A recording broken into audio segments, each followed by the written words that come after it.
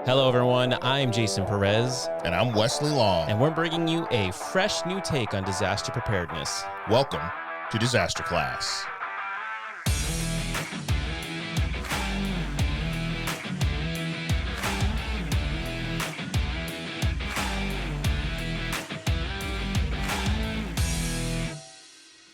Hello, everyone, and welcome back to another episode of Disaster Class. For those of you that are watching on YouTube, likely you've noticed that I'm in a different location, and that's because, yes, we have moved to a new studio. So Instinct Ready is moving to a new location, and so we've relocated the podcast studio. So we're really excited for some cool things that are coming, and we'll be filling you in on that shortly. But for the meantime, recently, Wesley and I, both together and solo, had the privilege of being interviewed on EM Weekly.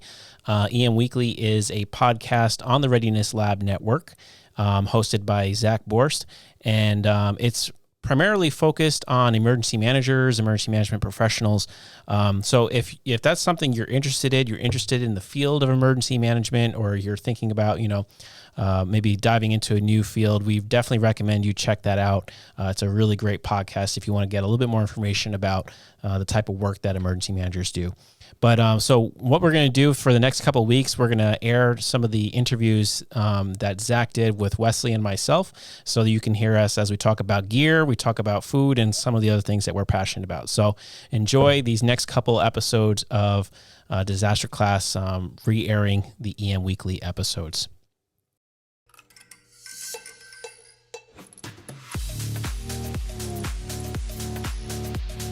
What's up, everybody? No, I'm not doing that. That's John's thing.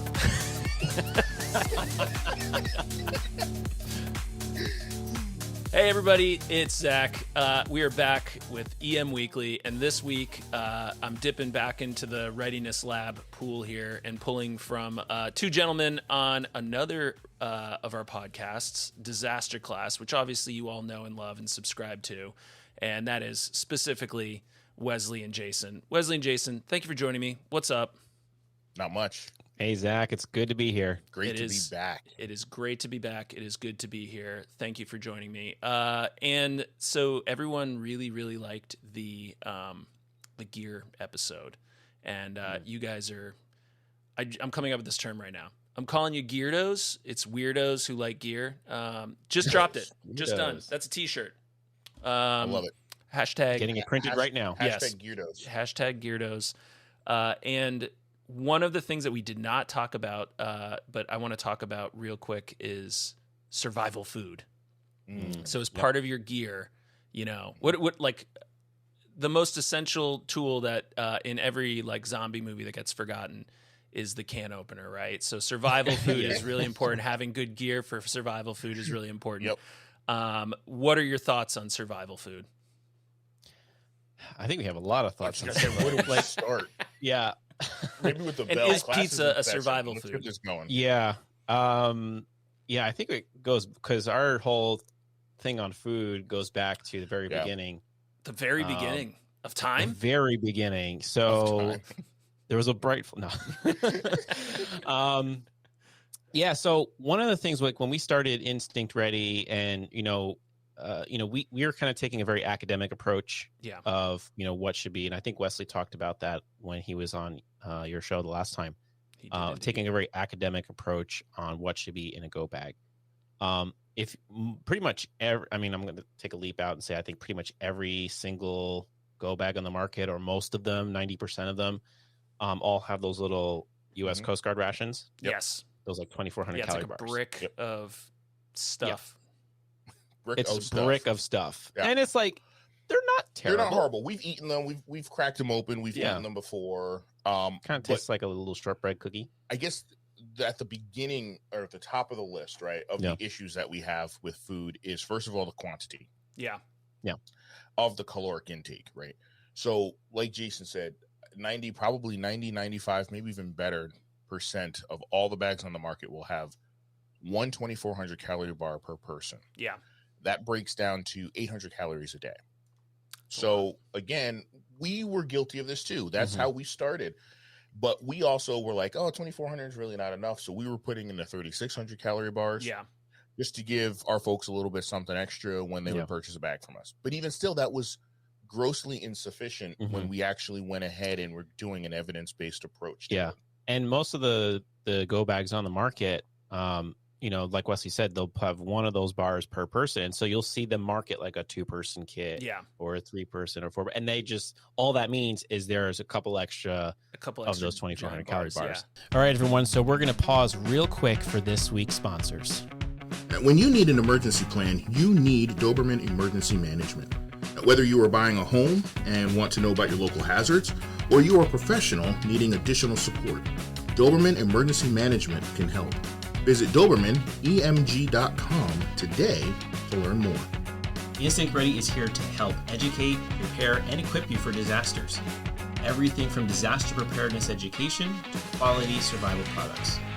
Use promo code DISASTERClass at InstinctReady.com today for 10% off site-wide, because preparedness starts at home. All right, let's head back to the show.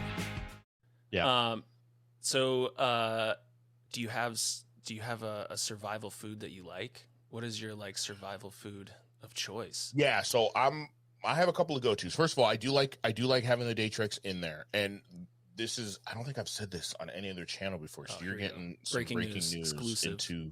It's a window into how Wesley operates. It's a little scary.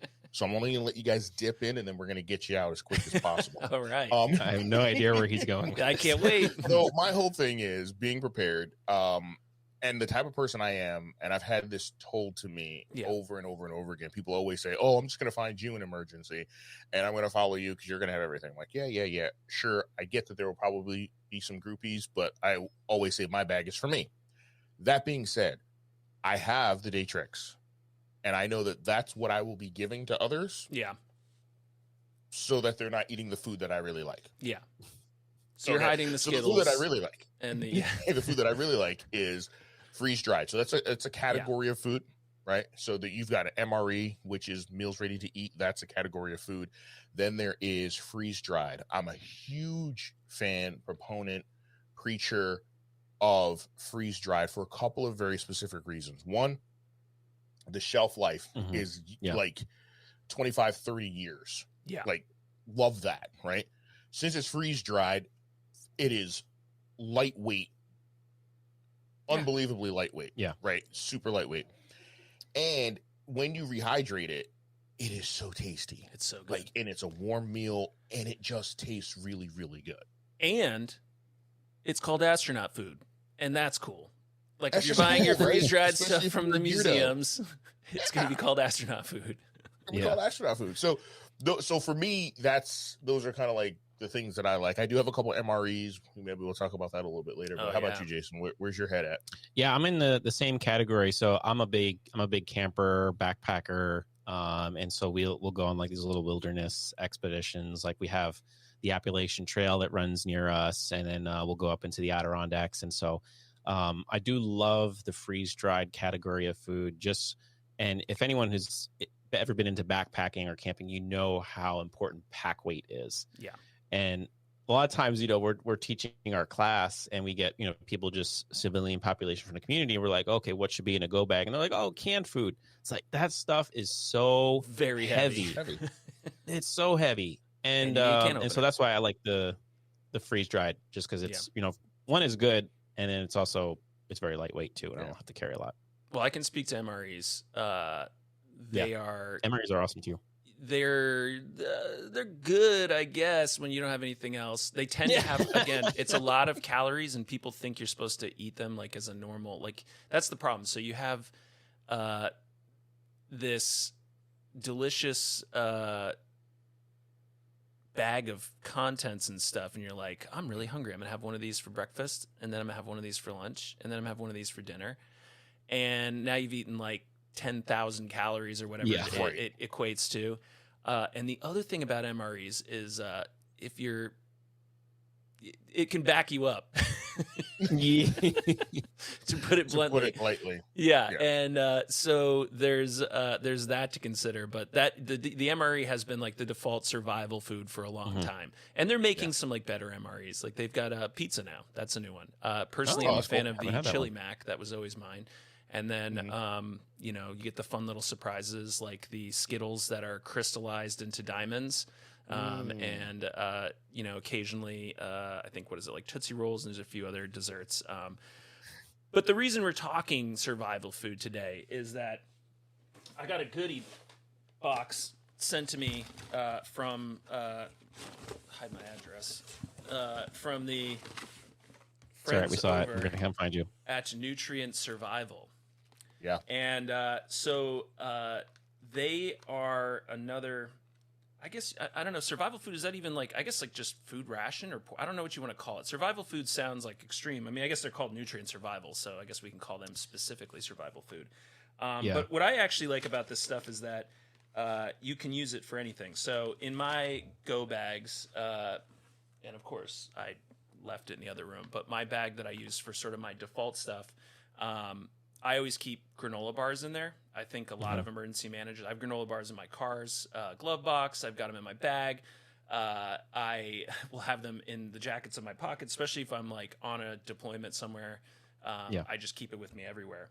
But the problem with those is they're usually super high in sugar and pretty low in everything else. So one of the things that the nutrient survival folks, when we talked to them about their food, was that they wanted food that was like good for you, right? Like it's not just empty calories, that there's some actual like substance to it. And I have sampled some of this. I had their like chocolate bar the other day, and it was delicious. And it tastes, it kind of tastes healthy. Like, if that means anything, it's like got a, like it's like hearty, right? Like it doesn't taste like just candy. Right. But they make all sorts of stuff. They have like, this is the lasagna, and the prep is, I'll even see. I think it's got,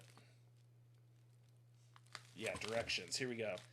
For hearty lasagna, add to a bowl and add half a cup of boiling water, stir, and then you just let it sit there, and then you've got hearty lasagna.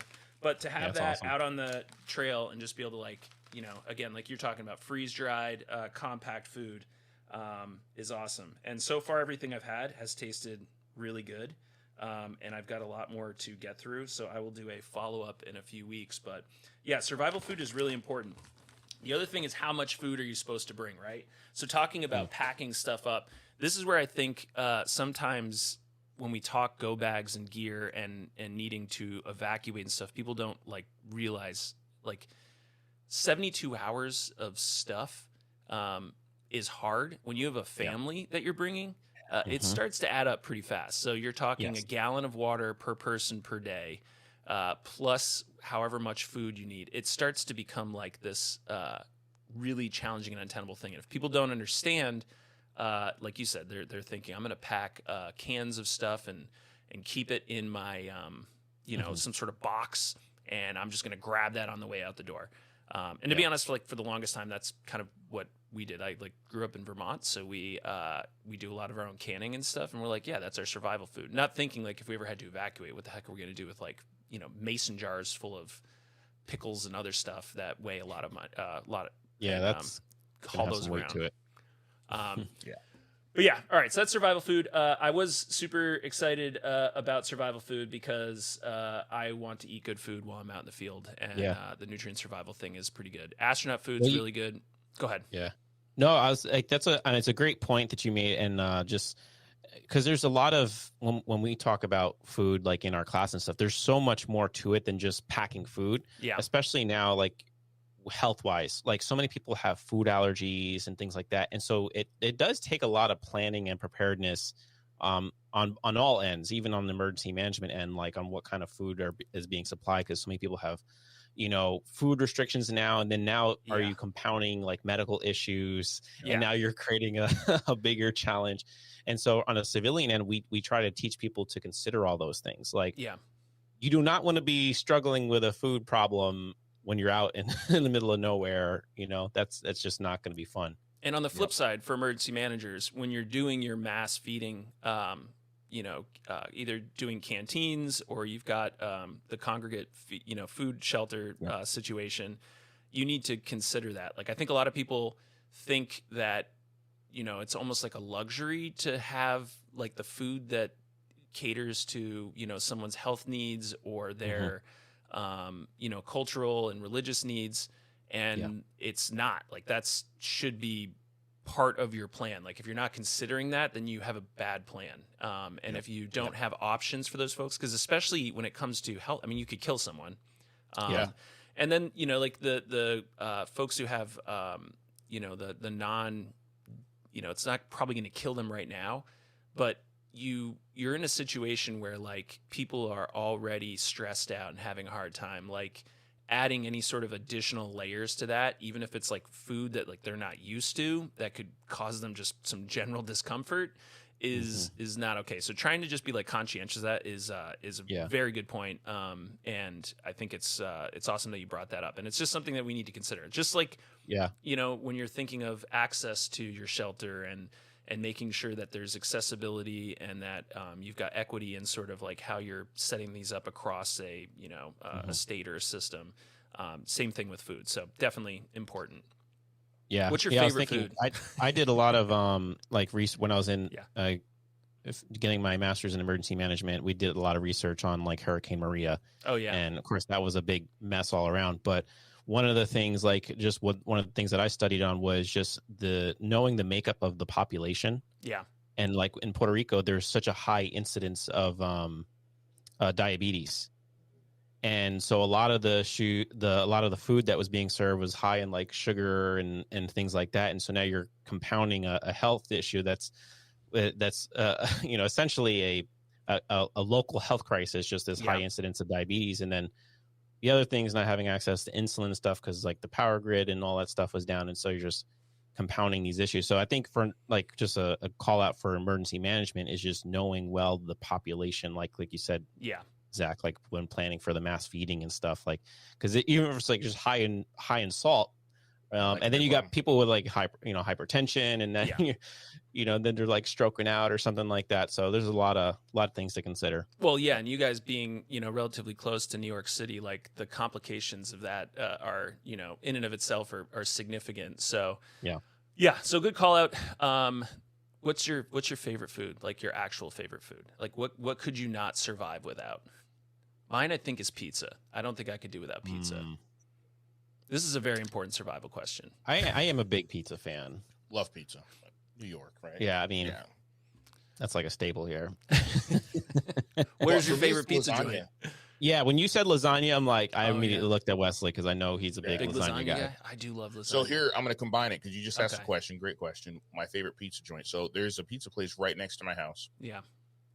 And I love the old Cheers vibe. You walk in, everybody knows your name. Like, hey, Norm. Hey, what? Like, I love that. I absolutely love that. And I normally get lasagna pizza from them because they're lasagna pizza. Lasagna pizza. Amazing. Highly, highly recommend it. And then I kick it up a notch. Okay. So they are the one place, because I actually live in Danbury, Connecticut, right on the line of New York. And they're the one place that does a round Sicilian. Oh. Okay. Instead of rectangle, it's round Sicilian. These guys are just breaking down, they're smashing all of the pizza paradigms here. Boom. Forget it, right? We do our own thing. So every so often I will ask them very kindly over the phone, because they know it's me with caller ID, if they could do lasagna pizza on their round Sicilian for me. And it takes a little while because it's so dense and so thick and so juicy. They have to like cook it, then let it sit for 10 minutes before they even try to cut it. So when I'm in a really, really good mood, I ask them for that. And I just had it like maybe a week and a half ago. Man. And I brought it into work. Sounds good. I made some friends. My camera has overheated twice now, so I'm doing some on-the-fly adapting, overcoming, and excelling. So that's why I just disappeared. What are your feelings about Hawaiian pizza? No. No.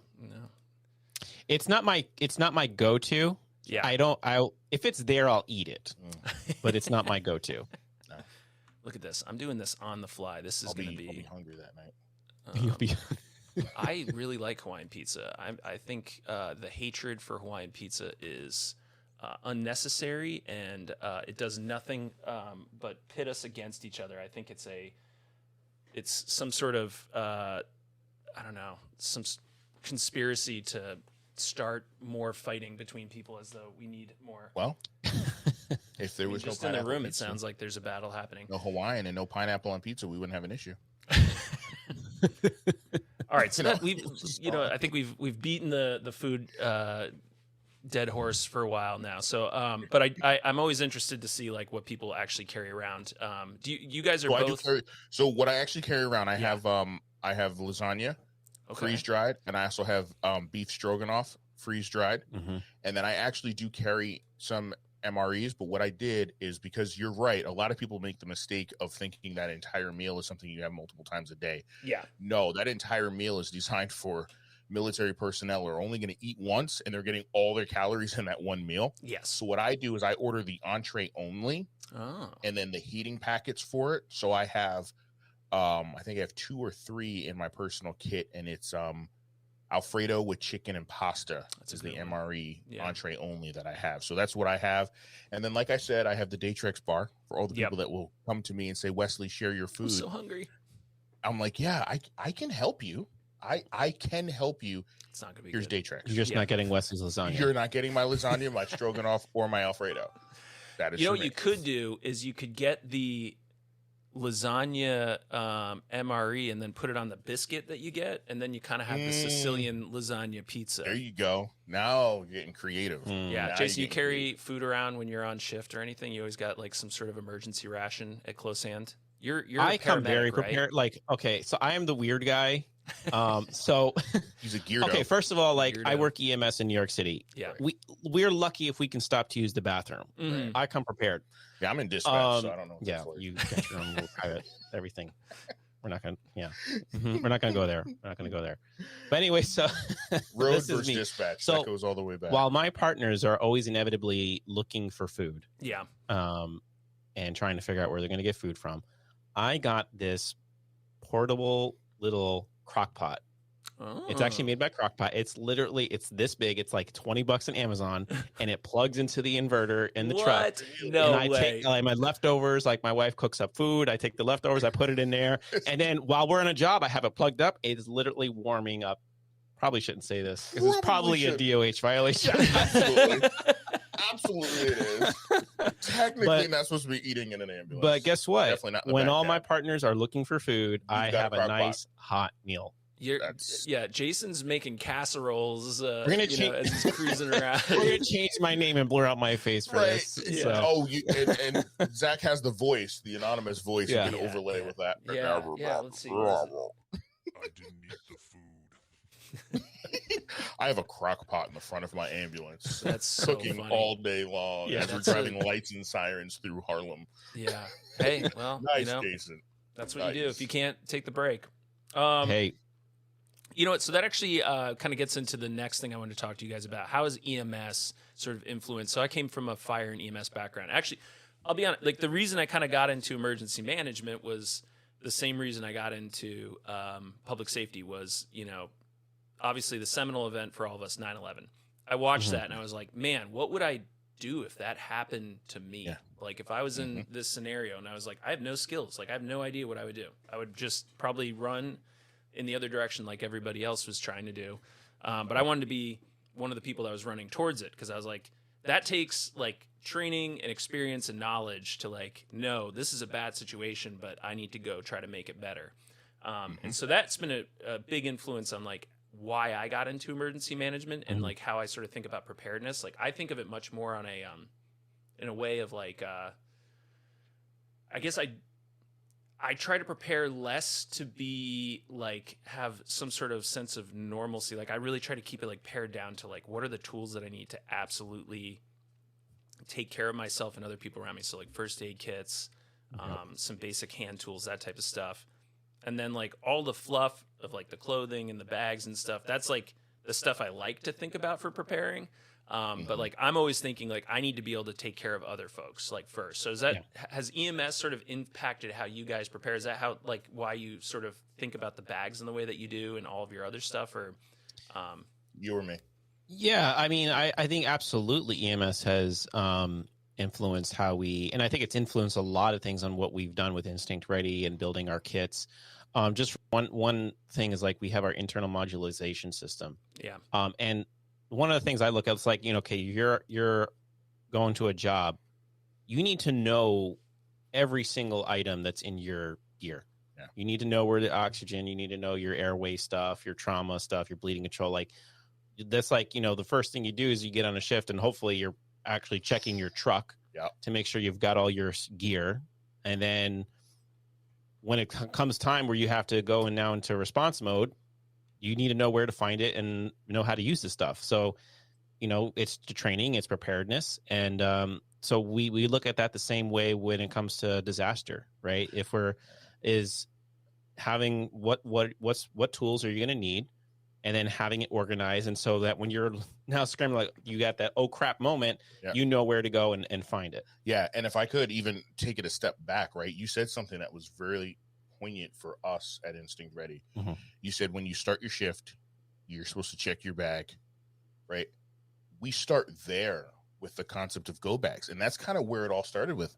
There was no list. There was no par. There was no baseline of what should be in a go bag to start a checklist from. Mm-hmm. So that's really where we started. Let's define what the norm should be across the board. Like for our ambulances, right? We know in the state of New York, state of Connecticut, an ambulance has to have certain number of bandages, certain amount of oxygen. In order to be certified as an ambulance, there are bare minimums that each state certify and maintain, right? Like that's the bare minimum to be on the road and be used. You have to have it. There is no such thing as that for go bags. So that's kind of where we started. And again, we're writing a research paper to define what the minimum survival standard should be, right? Like, so case in point, just for some numbers with this discussion of food, right?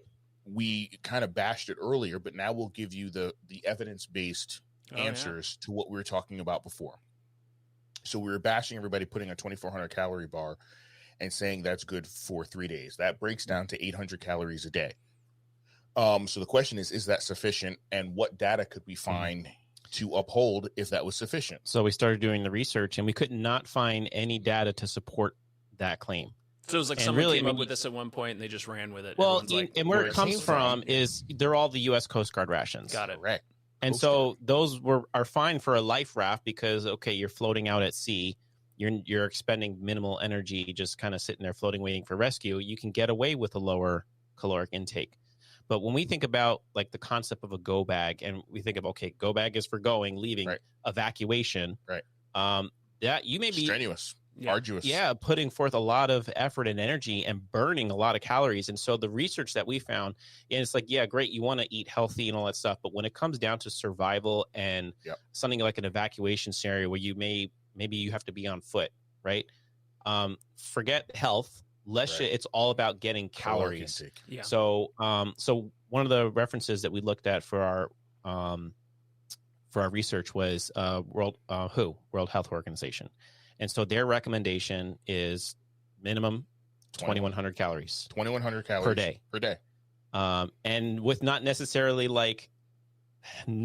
being healthy, the point is just being with getting those calories.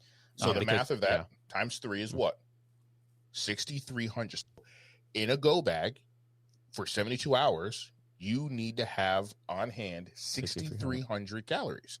Because that's 2,100 calories per day. That's 2 Big Macs, I think, and like a fry and a large soda. So what we did, because we were already sourcing the 3,600 calorie bars instead of the 2,400, because we were trying to do a little bit better than everybody else, we have now doubled that. So anybody that buys a kit from us is getting 7,200 calories, which puts them above the minimum survival standard of 6,300. That's interesting. Yeah. I mean, I guess, when especially if you're on foot, I mean, you need calories because you're going to be burning stuff. And then just like stress in general, like your your whole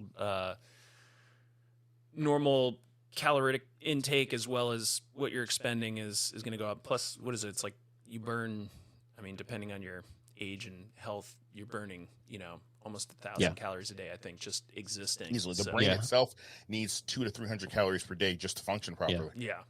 And it's different for every person. Like everyone's, caloric, intake is going to be different. So but there needs to be at least some sort of guidance and a standard of like, okay, what's the minimum you should shoot for? And then also now work to know yourself and know what you actually need in that type of environment. Yeah. All so right. For all our listeners who are putting a bag together, because this is what we always say too. Yeah, we sell bags, pre-made bags, and most people in the industry don't like pre-made bags, and I get it, totally get it. And our long-standing, what we tell everybody is the best go bag you can have is the go bag you build yourself, but that meets the minimum survival standard. Yeah. So do that. Build it yourself. I have no problem with that. Don't buy a bag from me. Do your own thing. You're going to know it. It's going to help. No, buy a bag from him. Buy a bag from him because then you don't have to worry about it. It's going to have everything you need. Well, and that's what ends up happening, right? We tell people not to buy a bag from us because then they go and they're like, oh, I'll do it all myself. And they do the research. They're like, it's never going to happen, or they're going to piecemeal and it's going to take them 9 months to do it. Yeah. No. What I think works. What I think works well for especially people who are not thinking about it, because again, it's one of those things where like you're going to get, and if you're trying to do it on your own, so the reason you're probably thinking about is either you just took a class, something just happened, whatever. How long is your attention span going to be? So if you're like, I'm just going to buy pieces and stuff here and there, you're going to eventually forget about it. And then there's like the stuff that's hard to get, like EMS supplies. You can't, generally go to Walmart and probably get, tourniquets and all this other stuff. So having a good foundation is like, I think buying those kits and then adding on to it with the stuff that you specifically need. So like, for instance, you don't like the survival ration, and you want to do something different. You can go to Nutrient Survival and get their stuff because you're like, that's the food that I like. I'll keep those bars like Wesley does for the other folks. But like, this is what I want. Same with like tools and stuff. Like, a regular multi-tool, it doesn't have to be fancy. It'll function. But I really like my Gerber multi-tool, so I keep that in my bag. And then I keep the other multi-tools. So when my buddy's like, hey, I need to, borrow some, can I use this? I'm like, yeah, here you go.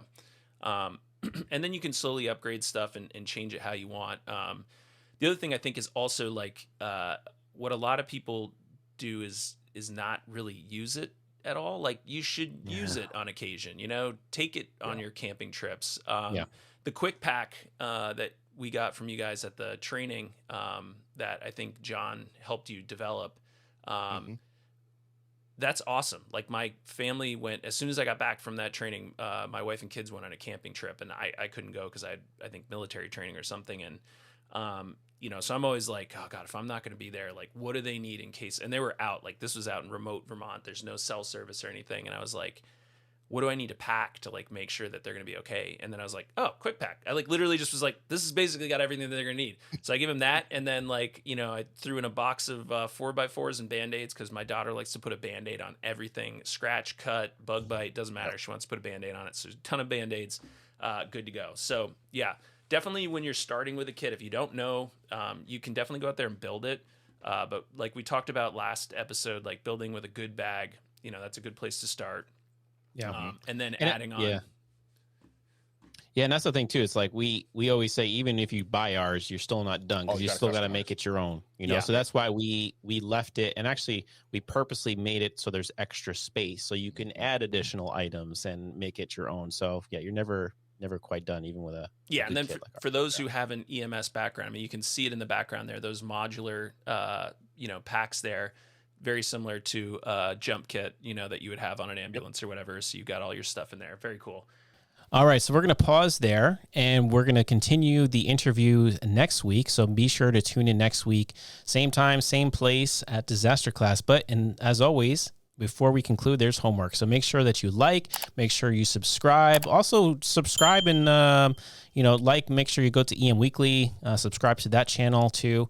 But make sure you like and subscribe, give us that thumbs up, that 5-star rating. And as always, if you have a question, you have a survival story, a preparedness tip, send us an email at disasterclass@instinctready.com. And doing so will put you in the running to be featured on the show and win some cool stuff. So as always, thank you so much for tuning in. Stay educated, stay prepared, stay equipped. Class dismissed.